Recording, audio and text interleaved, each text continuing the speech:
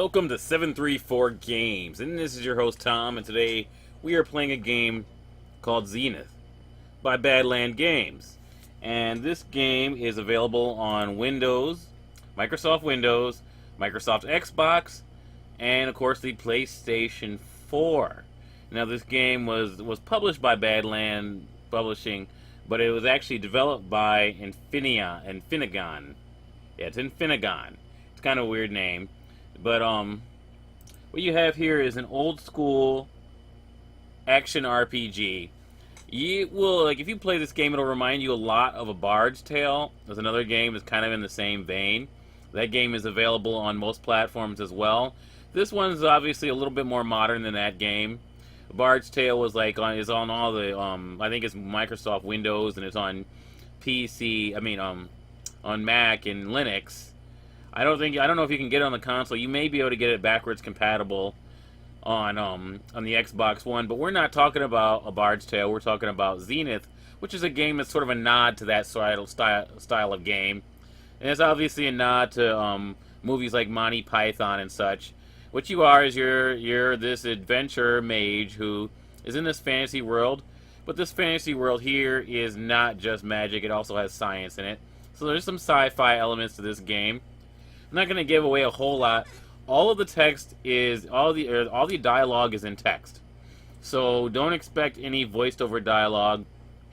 But it's still this game does not take itself super seriously. It's an old school dungeon crawler. It offers a lot. If you are someone who likes the old school action RPGs, then I would say this is definitely a game that you need to pick up. You're gonna have a lot of fun with it.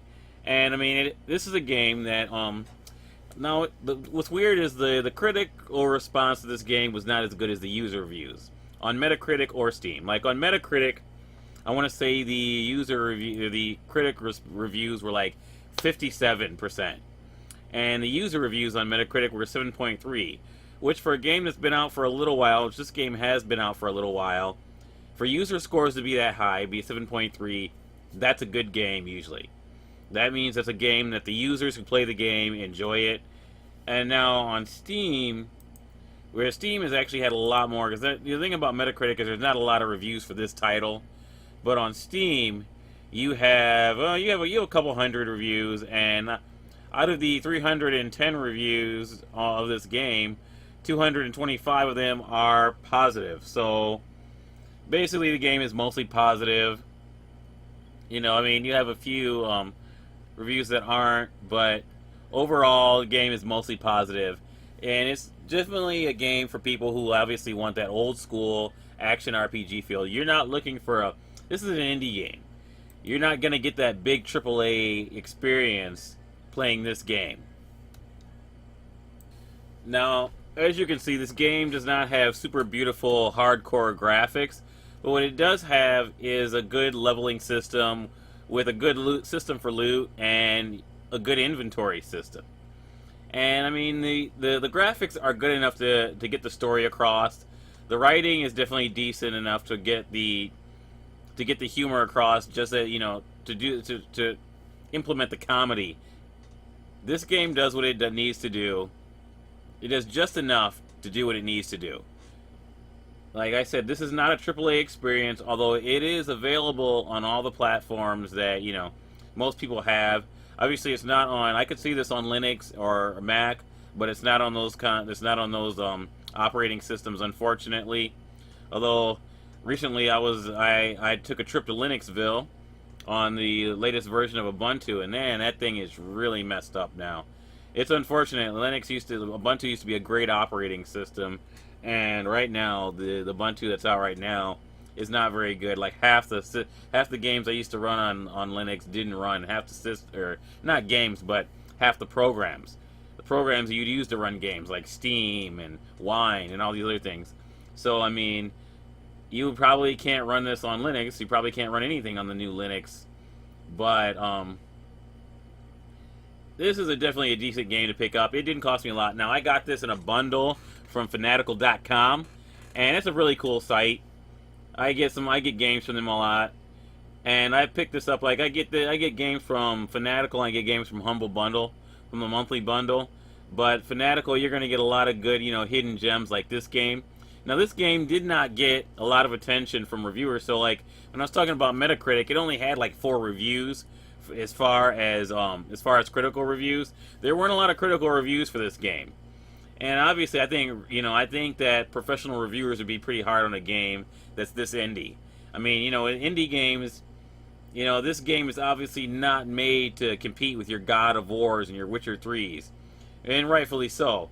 But this game is definitely worth your time, and something you're definitely going to enjoy, and you're definitely going to want to pick up again if you enjoy, games like Path of Exile. Although that game is a lot less action orientated, and a lot more serious than this game. This game does not take itself as serious as the Path of Exile games or a lot of other games. This game is more about the humor. Like I said, it's sort of a nod to a Bard's Tale or Monty Python, the Holy Grail. It's more like that than than a game like Path of Exile or Diablo or any other action RPG or any other RPG that you play. But like I said, the menu system is pretty good. Everything is relatively intuitive. There is controller support for the game, so you can use the partial controller support. So you can use your Xbox One controller on this game, probably your Xbox 360, I'm sure. It's very unlikely that you can use your PS4. There's very few games that use PS4. Well, I mean, not more than a few games, but not very many games that you can use your PlayStation 4 controller. And usually when a game says partial controller support, that means that it works with the Xbox controller, because that's the default controller for most PC games. And so that's what you have with this game, Zenith. And as far as system requirements, I mean, you can probably look at this game and tell you don't need a lot of power to run it. I mean, recommended is like any old quad core, 4 gigs of system RAM, and an NVIDIA GeForce GTX 480 with 124 megabytes of RAM or better. Man, that's like... So basically, you can run this game on anything and enjoy it. This is a game, like I said, it's not going to break the bank. I got it in a bundle. I want to say it was like $5 or something. If you buy the game by itself, which it is worth by itself, it's $15 by itself. And like I said, there's enough game here that you're going to enjoy it. Well, this is a first playthrough. I try to give you my impressions of the game. But this is definitely a game that, you're going to get your money's worth. Especially if you can... there's a lot of games that you can always find in a bundle. A lot of indie games, obviously. And it's because, indie developers, they have to get their game out there. And generally, I try to put some of the indie developers out there in the limelight. Like, I'll play a game like Destiny, and I'll talk about Xbox, and I'll put the indie game right next to the AAA game that I covered. And I like to do that, give them some exposure, because I think these indie developers need some exposure. And these, a lot of these guys are out there putting a lot of love into these games. So we can put some love back into the gaming community and check out some cool indie games like this, like Zenith, by Infinigon Games. And I hope I'm saying that right, guys. I don't know. I mean, never met these guys, but I just saw this game and I thought it looked really cool. And I hope you guys agree. Now, this game, Zenith, was one of those games that was greenlit, that came to Steam through Project Greenlight, which they got rid of recently. Now Steam lets anybody or any game go on Steam as long as it's not like a game that's, as long as it's a real game, it's not some kind of trolling thing, or as long as it's not something illegal in the game.